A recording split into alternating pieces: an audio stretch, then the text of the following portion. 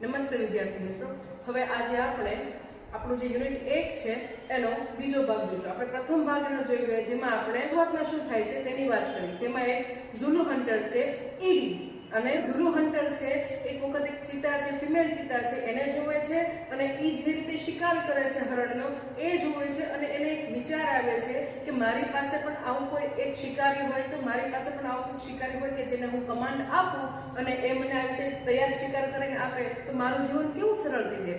એને એક એવો વિચાર આવે છે. એ વિચાર પછી આગળ શું થાય છે વાર્તામાં હવે આપણે આજના ભાગમાં જોઈએ.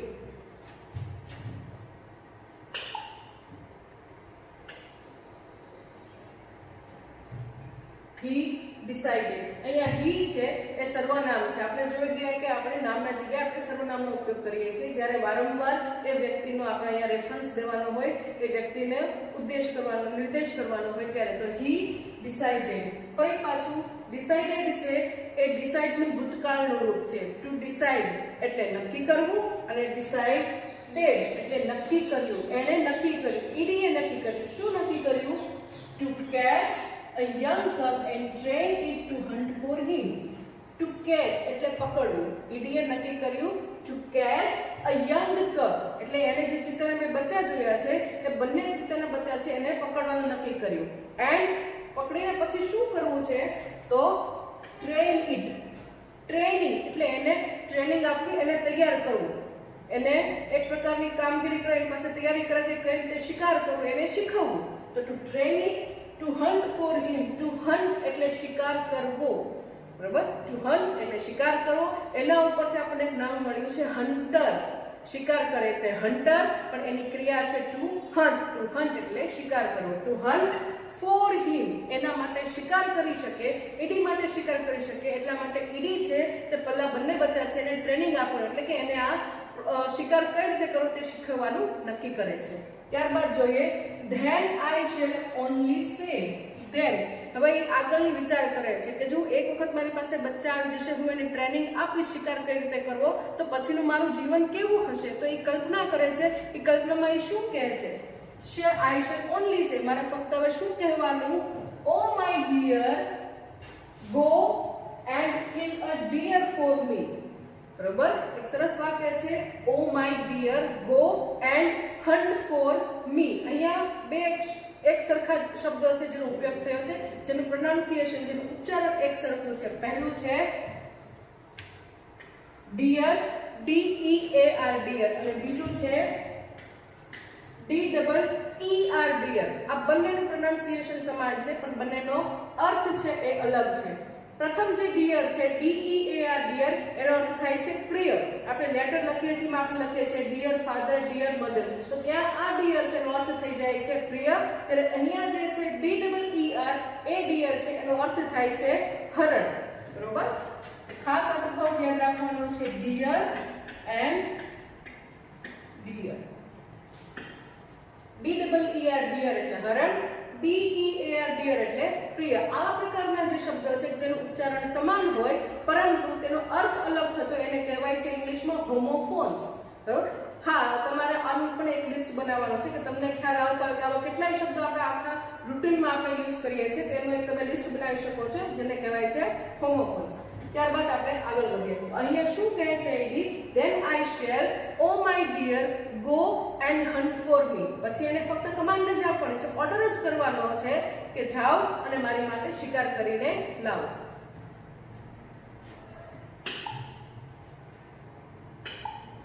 ત્યારબાદ oh my life will be very comfortable then. He was quite pleased with his own idea. ફરી પાછું અહીંયા એમને વાત કરી my life will be very comfortable. Comfortable શબ્દ, કમ્ફર્ટેબલ એટલે આરામદાયક અને લાઈફ એટલે જીવન, એટલે એ પછીના જીવનની કલ્પના કરતા કહે છે કે ત્યારબાદનું મારું જીવન કેવું હશે? તો એકદમ અનુકૂળતાવાળું હશે, મને ખૂબ શાંતિ હશે, આરામદાયક મારું જીવન હશે, કારણ કે મારી માટે મહેનત કોણ કરશે? તો આ ચિત્તાના જે બચ્ચા છે તે કરશે. he was quite pleased. was વત્તા પ્લીઝ ઈડી આવ્યું કહે છે he was quite pleased. pleased એટલે આનંદમાં રહેવું, ખુશ હોવું. તો એ ઘણો આનંદમાં હતો. and with his own idea. idea એટલે વિચાર, એને જે આ વિચાર આવ્યો છે આરામદાયક જિંદગીનો, એ જે વિચાર આવ્યો છે એનાથી જ એ એટલો ખુશ હોય છે. આગળ જોઈએ. he decided to follow. ફરી પાછું અહીંયા સર્વનામ he અને એની સાથે ક્રિયાપદ આવ્યું છે decided. to decide એટલે નક્કી કરવું, એનો અહીંયા ભૂતકાળનો રૂપનો ઉપયોગ થયો છે, એ છે decided. તો he decided to follow. to follow એટલે અનુસરણ કરવું અથવા પીછો કરવો. અહીંયા કયા અર્થમાં છે? તો અહીંયા to follow એટલે પીછો કરવો. બરાબર, અનુસરણ કરવું એટલે કે આપણે કોઈ વ્યક્તિ છે, એના સિદ્ધાંતો છે કે એના જીવનના નિયમો છે કે એ કઈ રીતે કામ કરે છે, તો આપણે એને પણ અનુસરીએ, એને પણ ટુ ફોલો કર્યું કહેવાય. અને આપણે કોઈ વ્યક્તિનો પીછો કરીએ છીએ, એને પણ ટુ ફોલો કહેવાય. અહીંયા કયું છે? તો અહીંયા ટુ ફોલો એટલે પીછો કરો. તો he decided to follow. અહીંયા ફરી પાછા વ્યાકરણનો પોઈન્ટ છે, એ છે એક સાથે બે ક્રિયાપદનો ઉપયોગ. બરાબર, એક સાથે જ્યારે બે ક્રિયાપદનો ઉપયોગ કરવામાં આવે છે ત્યારે પછીનું વાક્ય કાં તો ing વાળું હોય કાં તો એ ટુ વાળું હોય. હવે અહીંયા આપણે જોઈએ તો પહેલું રૂપ છે decided, બીજું રૂપ છે to follow. બરાબર, અહીંયા સાદા ભૂતકાળમાં છે એટલે પહેલેથી જ decided. બરાબર, સાદો ભૂતકાળ છે એટલે ક્રિયાપદનું બીજું રૂપ આવે છે. તો અહીંયા પહેલા રૂપને જ ઈડી ફોર્મ લાગેલું છે, તો પછીનું જે રૂપ છે એ હંમેશા ટુ વાળું આવે છે. બરાબર, તો અહીંયા એક સાથે બે ક્રિયાપદ છે. જો પહેલું રૂપ છે એ મૂળ રૂપ હોય તો પછીનું રૂપ ing વાળું આવે, પણ જો પહેલા રૂપમાં જ ઈડી ફોર્મ લાગેલું હોય અથવા કોઈ બીજું રૂપ લાગેલું હોય તો પછીનું જે ક્રિયાપદ છે એની આગળ ટુ લાગી જાય. તો અહીંયા he decided to follow, એને નક્કી કર્યું. ટુ ફોલો એટલે પીછો કરવાનો, એને પેલા ચિત્તાનો ફોલો પીછો કરવાનું નક્કી કર્યું. cubs and still one. બરાબર, cubs એટલે સિંહના ચિત્તાના બચ્ચા. તો અહીંયા એને ચિત્તાના બચ્ચાને પીછો કરવાનું નક્કી કર્યું. શેના માટે નક્કી કર્યું? why did he decide to follow? તો એનું રીઝન છે to steal one. એને નક્કી શું કામ કર્યું? તો એને નક્કી એટલા માટે કર્યું કે એને પેલું એક જે બચ્ચા છે એને ચોરી કરવા હતા, એને ત્યાંથી લઈ લેવા હતા. તો અહીંયા steal એટલે ચોરી કરવી. બરાબર, to steal એટલે ચોરી કરવી. આગળ વધીએ. from his experience. experience એટલે અનુભવ. બરાબર, આ શબ્દને યાદ રાખવાનો છે. from his experience he knew અથવા ed knew. ફરી પાછું ન્યુ છે તે નો નું ભૂતકાળનું રૂપ છે.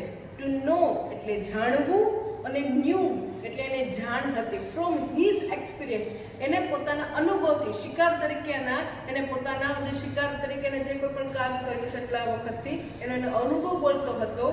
શું અનુભવ હતો? કે ચિતા never attacks a man. એના અનુભવથી એને ખબર હતી કે ચિતા છે એ ક્યારે માનવ જાતિ ઉપર એટેક એટલે કે હુમલો કરતા નથી. એટલે એની માટે આ સેફ હતું, એની માટે આ એક સારી બાબત હતી કે એને જે પેલા બચ્ચા ચોરશે તો આ ચિતા છે એ માનવ જાતિ પર ક્યારે હુમલો કરતા નથી, તો એ આરામથી એ કાર્ય કરી શકશે. તો અહીંયા ફરી પાછું આપણે જોવાનું છે એક્સપિરિયન્સ એટલે અનુભવ. ન્યુ એ નોનું ભૂતકાળનું રૂપ છે. ચિતા નેવર અટેક્સ અ મેન. ત્યારબાદ જોઈએ therefore it was safe to steal a cub. બરાબર, આ પણ આપણે પ્રશ્ન ડબલ માં પૂછાઈ શકે. why was it easy for ed to steal the cub? why? ed માટે ચિત્તાના બચ્ચાને ચોરી કરવા શું કામ સરળ હતા? તેનું કારણ શું આવે? એનો જવાબ શું આવે? because ચિત્તા never attacks a man. ચિત્તા માનવજાત ઉપર ક્યારેય હુમલો કરતા નથી, એટલા માટે ઈડી માટે તેની ચોરી કરવી, એને પકડી લેવા સરળ હતા. તો therefore it was safe to steal a cub. to steal એટલે ફરી વખત યાદ કરાવો કે to steal એટલે ચોરી કરવી. he followed the cheetah family. he followed આગળ આપણે જોયું એનું મૂળ રૂપ to follow. બરાબર, to follow એટલે પીછો કરવો. હવે અહીંયા એ ભૂતકાળમાં થઈ ગયું ફરી પાછું he followed. અહીંયા શું કામ ઈડી લાગી ગયું? કારણ કે અહીંયા એક જ ક્રિયાપદ છે એટલા માટે એને ભૂતકાળનું ઈડી સ્વરૂપ લાગ્યું. જ્યારે અહીંયા મેં તમને વાત કરી એવી રીતે એક સાથે બે ક્રિયાપદ આવે છે. તો પહેલું ક્રિયાપદ જો ઈડી ફોર્મમાં હોય તો એની પછીનું ટુ વાળું રૂપ આવે. અહીંયા એક જ ક્રિયાપદ છે એટલા માટે એને ભૂતકાળમાં ઈડી ફોર્મ લાગી ગયું છે. તો he followed the cheetah family till evening. till evening એટલે સાંજ સુધી. till છે એ સમય દર્શાવવા માટે છે. કયા સમયથી કયા સમય સુધી? કે ભાઈ સાંજ સુધી. સાંજ સુધી છે ઈડીએ તે ચિત્તાના બચ્ચા છે તેનો પીછો કર્યો. ત્યારબાદ at the sunset, at the sunset, સનસેટનો જે સમય સંધ્યાકાળ થયો ત્યારે એક ફરી પાછી ઘટના ઘટે છે. શું થયું? સાંજ સુધી તો એને પીછો કર્યો. એટ સનસેટ, સંધ્યાકાળે the mother cheetah hid her cubs in a thick bush and left for a stream. અહીંયા ઘણા નવા શબ્દો છે. દાખલા તરીકે પહેલું છે hid, HID. hid એટલે છુપાવ્યું, બરોબર? એનું મૂળ રૂપ છે hide, HIDE. hide એટલે છુપાવવું, એનું ભૂતકાળનું રૂપ છે hid એટલે છુપાવ્યું. તેણે તેના બચ્ચાને છુપાવ્યા. ક્યાં છુપાવ્યા? ઇન thick bush, એની જે ગુફા હતી એમાં એમને છુપાવી દીધે છે. એની જે ગુફામાં રહે છે ત્યાં એને છુપાવી. And left for a stream, stream એટલે ઝરણું, બરાબર? જંગલમાં જે ઝરણું છે ત્યાં જવા નીકળી પડે છે પાણી પીવા માટે. એન્ડ લેફ્ટ એટલે નીકળી જવું અથવા છોડી જવું. અહીંયા નીકળી જવાની વાત છે. લીવ, LEAV, લીવ એટલે છોડવું, એનું ભૂતકાળનું રૂપ થાય લેફ્ટ. તો અહીં મધર ચિતા છે એ સાંજનો સમય થાય છે ત્યારે તેના બંને બચ્ચાને ગુફામાં છુપાવી અને ઝરણા સુધી જવા જાય છે. Quickly the hunter picked up his net and spear and ran into the bush. બરાબર? આ બધી જ ક્રિયા કોણ જોઈ રહ્યું છે? જ્યારે આ ચિત્તા છે તેના બચ્ચાને સંતાડે છે અને એ ઝરણા તરફ જાય છે ત્યારે આ બધી જ ક્રિયા ઈડી જોતો હોય છે. અને જેવી મધર ચિત્તા એ જગ્યા છોડે છે એ ભેગો જ ઈડી ત્યાં આવી પહોંચે છે, પોતાની ઝાડ લઈને ત્યાં આવી પહોંચે છે અને ત્યારબાદ એ ran into the bush, bush એટલે ગુફા, અને તરત એ ગુફામાં અંદર પ્રવેશ કરે છે.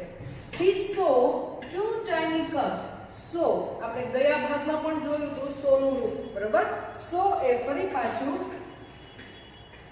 સી નું ભૂતકાળનું રૂપ છે. સી એટલે જોવું, તો સો એટલે જોયું. He saw two tiny cubs, તેને બે સુંદર બચ્ચા જોયા. They looked at him. ફરી પાછું એક ક્રિયાપદ આવે છે ભૂતકાળની છે look. Look એ look નું ભૂતકાળનું રૂપ છે. લુક એટલે જોવું, લુક્ડ એટલે જોયું. તો એને બંને બચ્ચા છે તે ઈડી તરફ જોવે છે. with their bright eyes, બરાબર? તેમની આંખો અચરજથી, સરપ્રાઈઝ એને આશ્ચર્યથી ચમકતી હોય છે અને તેના તરફ એ જોવે છે. they were too young to run away. આ to run away રૂઢિપ્રયોગ છે. to run away એટલે ભાગી જવું. અહીંયા ભાગી જવું એના બે અર્થ થઈ શકે છે. એક ભાગી જવું એટલે ખરેખર આપણે જે ક્રિયા કરી છે દોડવાની તે, અને બીજું ભાગી જવું એ કોઈ પરિસ્થિતિમાં તમે મુકાયા છો એ પરિસ્થિતિને આપણે ઇગ્નોર કરવી, એમાંથી છટકી જવું, એને પણ ભાગી જવું એવો એ સ્વભાવ કહી શકાય છે. તો અહીંયા ભાગી જવું ટુ રન અવે એટલે અહીંયાથી છટકી જવું અથવા ભાગવાની વાત થાય છે. તો they were too young, too young એટલે અહીંયા નકાર વાક્ય બને છે. too young એટલે ખૂબ જ નાજુક અથવા ખૂબ જ નાના હતા કે જે હજી એ ભાગી પણ શકે એવા હતા નહીં. they were too young to run away, તે ભાગી શકે એવડા પણ મોટા થયા હતા નહીં. Eddie threw the net over them. threw A throw નું ભૂતકાળનું રૂપ છે. ફરી પાછું આપણે એનું મૂળ રૂપ જોઈએ. THROW. throw એટલે ફેંકવું, threw એટલે ફેંક્યું. શું ફેંક્યું? the net જાળી, બરોબર? ઈડીએ પોતાની જાળી પેલા બચ્ચા ઉપર ફેલાવી. ઓવર ધેમ, ઓવર એટલે ઉપર. અહીંયા ધેમ છે એ કર્મ વિભક્તિ છે. કોની કર્મ વિભક્તિ છે? તો ધેની. આગળ તમે જોઈ શકો છો ધેનો ઉપયોગ થયો છે. ધે, આ ધે છે તે પેલા બંને બચ્ચા માટે ઉપયોગ થયો છે કારણ કે બહુવચન થાય છે. એક વચન હોય તો ઈટ આવે, પણ બહુવચન હોય તો they. તો they were too young to run away. તેઓ દોડવા માટે ખૂબ જ નાના હતા. Eddie threw the net over them. બરાબર? ઈડીએ પેલા બંને બચ્ચાઓ ઉપર પોતાની જાળી પાથરી. and the cubs were caught.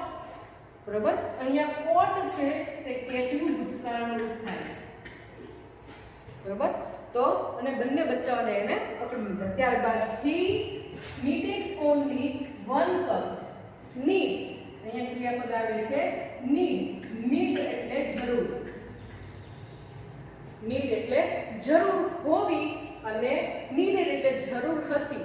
ઈડીને ફક્ત એક જ બચ્ચાની જરૂર હતી, પણ એને કંઈક વિચાર આવ્યો. શું વિચાર આવ્યો? તો but he thought, પરંતુ તેણે વિચાર્યું. oh, it it is always better to have 2 slaves instead of 1.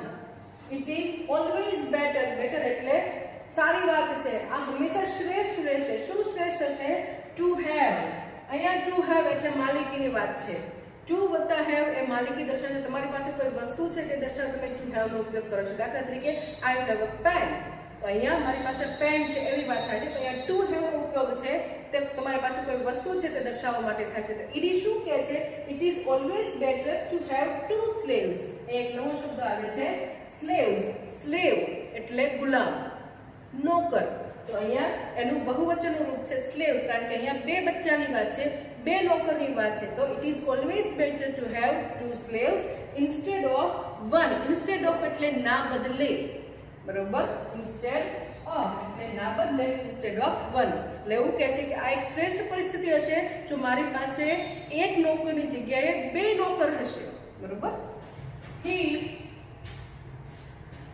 dragged them with him and hid them under a big basket. Drag એટલે ખેંચવું, ઢસડીને લઈ જવું. To drag એટલે ઢસડીને લઈ જવું, બરાબર? અહીંયા એનું ભૂતકાળનું રૂપ છે drag, બરાબર? તો એ તે બચ્ચા છે ને ઘસડીને લઈ જાય છે.